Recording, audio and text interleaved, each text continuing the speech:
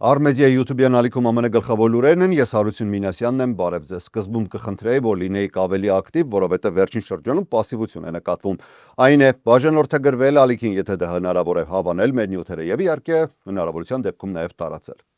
Սկսենք լուրերը։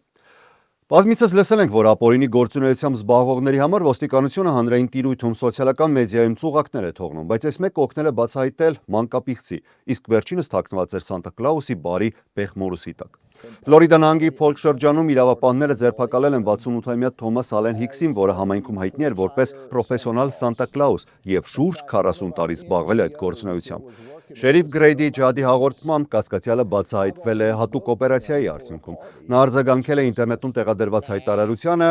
որը ներկայացվել էր որպես մի ծնողի առաջարկ սեռական կապի համար իր 13-ամյա դստեր հետ։ Սակայն իրականում հայտարարությունը տեղադրված էր ոստիկանության աշխատակցի կողմից։ Քննության տվյալներով Հիքսը համաձայնել է վճարել $200 եւ մանրամասն նկարագրել այն գործողությունները, որոնք պատրաստվում էր իրականացնել։ Նա նաեւ նշել է, որ կլինի մեղմ։ Կասկածյալը ձերբակալվել է այն պահին, երբ ուղևորվում էր ենթադրյալ հանդիպման վայր, համոզված լինելով, որ հանդիպելու է հենց անչափահասի հետ։ Նրա նկատմամբ առաջադրվել են մի շարք ծանր մեղադրանքներ, մարդկանց թրաֆիքինգի փորձ, անչափահասի հետ հանդիպման նպատակով ճանապարհորդություն, համակարգչի օգտագործում երեխային գայթակղելու համար եւ հաղորդակցման սարքերի օգտագործում հանցագործություն իրականացնելու նպատակով։ Իրավապահների խոսքով Հիքսը լայնորեն հայտնի եւ հարգված անձ էր համայնքում։ Նա տարիներ շարունակ մասնակցել է տոնական միջոցառումների հանդես գալով որպես հենց Սանտա Կլաուս, այդ թվում Լեյքլենդի հայտնի Սուրբ Ծննդյան շքերթում։ Շերիֆը նշել է, որ հազարավոր երեխաներ տարիներ շարունակ նստել են նրա կողքին, վստահելով նրան որպես տոնական կերպարի։ Նշվում է նաև, որ Հիքսը ակտիվ է եղել համայնքային կյանքում ու ունեցել է բազմաթիվ լուսանկարներ տեղի պաշտոնյաների եւ հասարակական գործիչների հետ,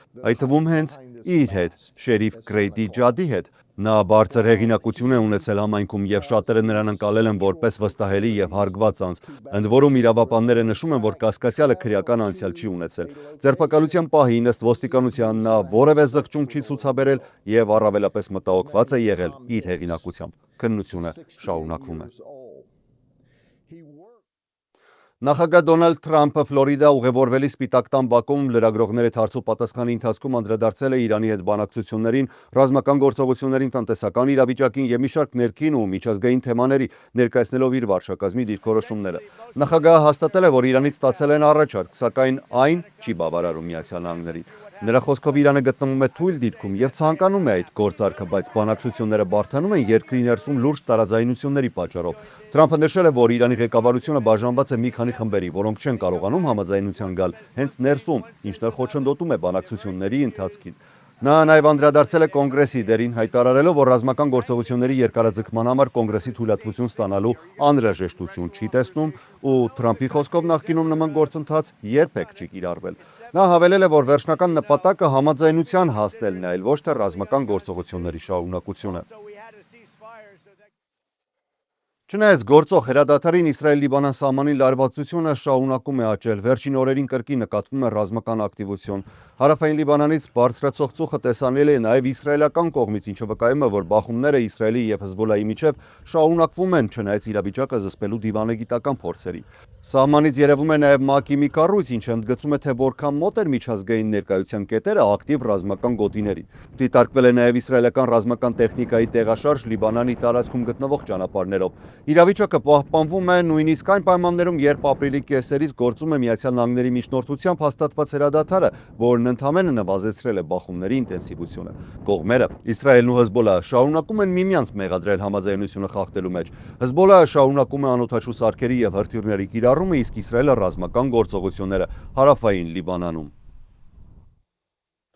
Մայիսի 1-ը աշխատավորների միջազգային օրն է, ինչի առիթով շնորհավորում են բոլոր աշխատավորներին։ Աշխարհի տարբեր երկրներում հազարավոր մարդիկ դուրս են գալիս փողոցներ, նշում այս օրը, սակայն այս տարի բողոքի ալիքը ավելի սուր է եղել եւ ունեցել է քաղաքական բնույթ կապված գլոբալ տնտեսական ճնշումների եւ մերձավոր արևելքում ընթացող հակամարտության հետ։ Միացյալ Նահանգներում, որտեղ մայիսի 1-ը պաշտոնական տոն չէ, ակտիվիստ խմբերը կազմակերպել են բողոքի ակցիաներ տարբեր նահանգներում եւ մեծ քաղաքներում, կոչ անելով պայքարել տնտեսական անհավասարության դեմ, քննադատելով Թրամփի վարչակազմի քաղաքականությունը, այդ թվում ներգաղթի ոլորտում։ Նյու Յորքում անգամ գրանցվել են բախումներ կամ ձերբակալվածներ։ Բողոքի ցույցեր են տեղի ունեցել Ասիայից մինչև Եվրոպա ու Ամերիկա, ընդգրկելով Սեուլը, Սիդնեյը, Ջակարտան ու եվրոպական մայրաքաղաքները։ Ցույցերի հիմնական թեման դարձել է կյանքի թանկացումը, որն ուղիղ կապվում է Իրանի շուրջ պատերազմի հետևանքով առաջացած էներգետիկ ճգնաժամի հետ։ Աշխատավորների միությունները հայտարարել են, որ չեն պատրաստվում կրել պատերազմի տնտեսական հետևանքները։ Եվրոպական արմիությունների համադաշնությունը ընդգծել է, որ աշխատողները չեն հանդուրժելու իրենց կենսամակարդակի անկումը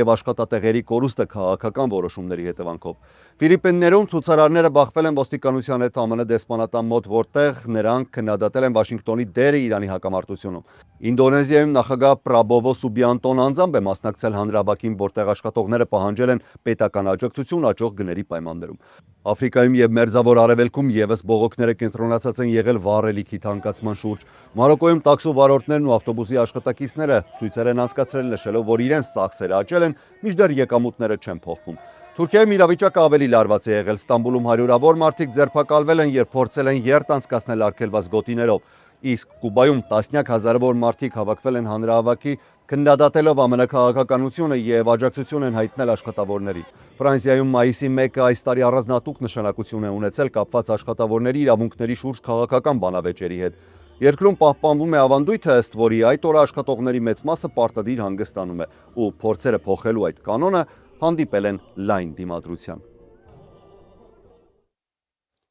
Տեքսասում փոքր ինքնաթիռի կործանման հետևանքով զոհվել են բոլոր 5 անձինք, այս մասին հայտնել են տեղի պաշտոնյաները։ Վթարը տեղի է ունեցել ուշ երեկոյան Ուիմբերլի քաղաքում, որը գտնվում է Օստինից մոտ 65 կիլոմետր հարավ-արևմուտք։ Տեքսասի հանրային անվտանգության վարչության տվյալներով ինքնաթիռն ընկել է ծառապատ տարածքում ու հրդեհվել։ Զոհերի անունները դեռևս չեն հրապարակվել։ Օդային երթևեկության կառավարման ձայնագրությունների համաձայն ինքնաթիռը կարճ ժամանակ առաջ սկսել է անկանոն շարժվել, իսկ հետո անհետացել ռադարներից։ Տարածքում գտնվող մեկ այլ օդաչու հաստատել է, որ ստացել է վթարային ազդանշան։ Օդերևութաբանական ծառայության տվյալներով վթարի պահին եղանակը հիմնականում անպամած է եղել, իսկ մի քանի ժամ անց տարածաշրջանում գրանցվել է նաև ամպրոպ։ Դեպքի քննությունը փոխանցվել է դաշնային մարմիններին, որոնք էլ կպարզեն վթարի պատճառները։ ԱՄՆ ներգաղթի մաքսային ծառայությունը հայտնել է, որ այս տարվա ընթացքում կալանքի կենտրոններում գրանցվել է արդեն 18-րդ մահը։ Վերջին դեպքը տեղի է ունեցել Ջորջիա նահանգում, որտեղ մահացել է 33-ամյա Կուբայի քաղաքացի Դենի Ադան Գոնսալեսը։ Ըստ պաշտոնական տվյալների նա հայտնաբերվել է անգիտակից վիճակում իր խցում, իսկ նախնական վարկածով մահվան պատճառը ինքնասպանությունն է։ Գոնսալեսը առաջին անգամ ԱՄՆ-ը մուտք գործել 2019 թվականին, սակայն հետագայում արտաքսվել էր։ Ըստ ICE նա կրկին ապօրինի վերադարձել է երկիր եւ վերջին անգամ էլ ձերբակալվել Հյուսիսային Կարոլինայում բռնության եւ ընտանեկան վեճի մեղադրանքներով, ինչից հետո անցել էր դաշնային կալանքի տակ։ ICE պահման կենտրոններում նախորդ տարի գրանցվել էր 31 մահ։ Իրավապաշտպան խմբերի կարծիքով մահերի աճը համընկնում է Թրամփի վարչակազմի կողմից իրականացվող լայնածավալ արտաքսման գործողությունների հետ, որոնց արդյունքում կալանքի տակ գտնվող անձանց թիվը հասել է պատմական բարձր մակարդակի։ Տարեսկզբին այն գերազանցել էր 70,000-ը, իսկ վերջին տվյալներով շարունակում է մնալ շուրջ 60,000։ Բացի այդ, անկախ գնահատականները ցույց են տալիս, որ մահացության մակարդակը կալանավորվածների հաշվով նույնպես աճել է, իսկ որոշ դեպքեր կապված են առողջապահական խնդիրների, գերբնակեցման եւ պահման պայմանների հետ։ Մինչդեռ ICE-ը հերքում է քննադատությունները, պնդելով, որ կալանքի կենտրոններում ապահովում են անվտանգ եւ մարդկային պայմաններ, ինչպես նաեւ անհրաժեշտ բոլոր բժշկական ծառայությունները։ Մարդու իրավունքների պաշտպանները, սակայն, շարունակում են բարձրաձայնել այս խնդիրը, պահանջելով անկախ վերահսկողություն եւ պայմանների բարելավում։ Ամերիկացիներն այս շաբաթ նշում են պատմական Route 66 մայրուղու 100-ամյակը, որը երկար տարիներ եղել է ազատ եւ անհոգ ճանապարհորդությունների խորհրդանիշ։ Սակայն տոնական տրամադրությունը մթագնվում է վառելիքի բարձր գներով, հատկապես Կալիֆոռնիայում։ Ոսկե նահանգում վարորդները 1 գալոն բենզինի համար վճարում են ավելի քան $6, ինչը վերջին 2 տարվա ամենաբարձր ցուցանիշն է։ Իրանի հետ Միացյալ Նահանգների պատերազմը բերել է համաշխարհային նավթամատակարարման լուրջ խափանումների, բարձրացնելով վառելիքի գները ամբողջ աշխարհում ու հատկապես ծանր ազդեցություն թողնելով Կալիֆոռնիայի վրա, որտեղ մեքենաների թիվը ամենաշատն է երկրում։ Կալիֆոռնիայում բենզինի գները ավանդաբար բարձր են նաև այլ պատճառներով՝ խիստ էկոլոգիական ստանդարտների, բարձր հարկերի եւ ներմուծվող նավթից կախվածության պատճառով։ Միաժամանակ ExxonMobil ընկերությունը հայտարարել է, որ եռամսյակային արտադրությունը նվազել է մոտ 8%, հիմնականում Հորմուզի նեղուցի փակման հետևանքով առաջացած խափանումների պատճառով։ Ի տարբերություն Exxon-ի, ամերիկյան երկրորդ խոշոր նավթարդյունը հանող Chevron ընկերությունը հայտնել է, որ իր արտադրության միայն մոտ 5%-ն է կապված Մերձավոր Արևելքի հետ։ Սակայն նույնիսկ ավելի փոքր ազդեցության պայմաններում Chevron-ը նույնպես գրանցել է վերջին 5 տարվա ամենացածր շահույթը, ինչը մասամբ կապված է ընկերության ֆինանսական ապահովագրական գործիքների հետ։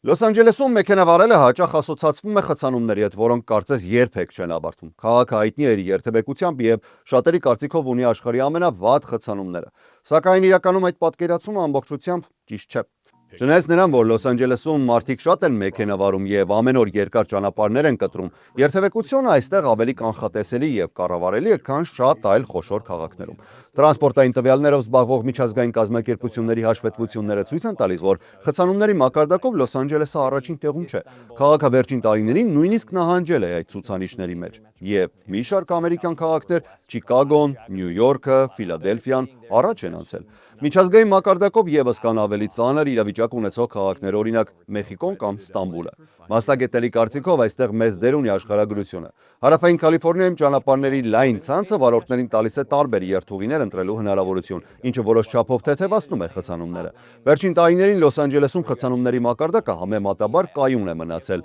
մինչդեռ այլ քաղաքներում այն աճել է։ Սա մասամբ կապված է քաղաքային կառավարման որոշումների հետ։ Օրինակ վճարովի արագընթաց գոտիների կիրառմամբ, որտեղ վարորդները կարող են վճարել ավելի արագ երթևեկելու համար եւ ավելի շուտ հասնեն նպատակակետին։ Այս համակարգը ոչ միայն օգնում է բաշխել երթևեկությունը, այլ նաեւ ֆինանսավորում է նոր տրանսպորտային նախագծեր։ Երբ որոշ երթուղիների համար գին է սահմանվում, վարորդները սկսում են այլընտրանքային լուծումներ ընտրել, օրինակ հասարակական տրանսպորտը կամ այլ ճանապարհներ։ Վիճակագրությունը ցույց է տալիս, որ Նյու Յորքցին տարեկան միջինը մոտ 125 ժամ է կորցնում խցանումներում, մինչդեռ Լոս Անջելեսի բնակիչը մոտ 83 ժամ։ Իհարկե շատ է, բայց Նյու Յորքից քիչ։ Լոս Անջելեսում ճանապարհների մեծ մասը ավտոմայրուղիներ են եւ երթևեկությունը հիմնականում կենտրոնացած է դրանց վրա։ Մինչդեռ այլ քաղաքներում խցանումները ավելի հաճախ տարածվում են փոքր փողոցներում, ստեղծելով ավելի լայնածավալ խցանումներ։ Քաղաքի երթևեկության պատմությունը նույնպես երկար է։ Սկզբում Լոս Անջելեսը զարգացել է երկաթուղային համակարգի շուրջ, սակայն հետագայում Միացյալ Նահանգներում ավտոմեքենաների լայն տարածումը եւ ավտոմայրուղիների կառուցումը ամբողջությամբ փոխել են քաղաքի կառուցվածքը։ Այս ամենին էլ գումարվում է նաեւ մեդիայի ազդեցությունը։ Լոս Անջելեսը հանդիսանում է համաշխարհային մեդիա կենտրոն, եւ նրա մասին պատմությունները հաճախ չափազանցվում են, հատկապես երթևեկության թեմայով։ Մասնագետները նշում են, որ խցանումները միշտ չէ, որ բացասական երևույթ են։ Դրանք հաճախ կապված են տնտեսական ակտիվության հետ։ Ավելի շատ մարդիկ են աշխատում, տեղաշարժվում ու մասնակցում տնտեսական ակտիվ գործընթացների։ Այսպիսով, թեև Լոս Անջելեսը ունի իր խնդիրները երթևեկության ոլորտում, այն ամենավատ քաղաքը չէ այս առումով։ Այսօրվա համար նախատեսել էինք այսքանը։ Առաջիկա հանգստյան օրերին եթերում չենք լինի, թեև եթե լինեն բացառություններ եւ արտակարգ դեպքեր, մենք նույնպես կաշխատենք արտակարգ ռեժիմով։ Ես Հարություն Մինասյանն եմ, շնորհակալ եմ ուշադրության համար։ Ամենակարևորը՝ խաղաղ եւ առողջ եղեք։ Ցտեսություն։